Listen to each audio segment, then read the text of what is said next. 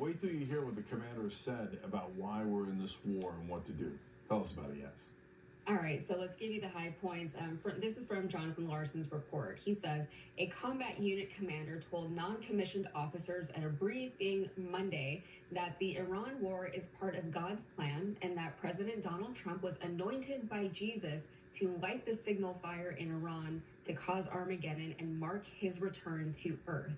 And that is according to a non-commissioned officer. So we'll talk more about whatever that even means later. But between Saturday and Monday, more than 110 complaints have been logged by the Military Religious Freedom Foundation, or the MRFF, regarding the rhetoric about commanders in every branch of military. The complaints were widespread across more than 40 different units across roughly 30 military installations. And according to one report, the non-commissioned officer wrote to the MRFF that their commander urged us to tell our troops that this was all part of God's divine plan, and he specifically referenced numerous citations out of the book of Revelation, referring to Armageddon and the imminent return of Jesus Christ.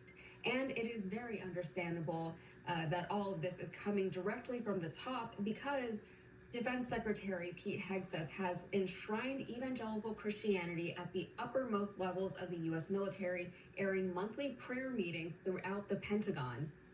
Last year, the Pentagon confirmed to Larson that Hegseth attends a weekly White House Bible study, and it's led by a preacher who says that God commands America to support Israel. And these are the people, again, who are running our country and running our military, and these are the things that they believe.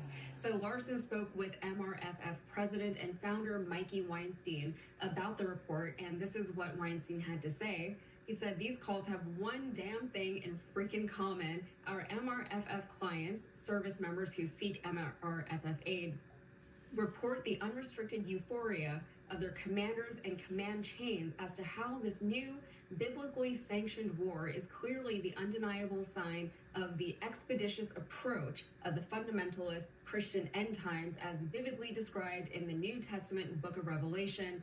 Many of their commanders are especially delighted with how graphic this battle will be, zeroing in on how bloody all of this must become in order to fulfill and be in 100% accordance with fundamentalist Christian end-of-word eschatology, and that is, the end of worldness.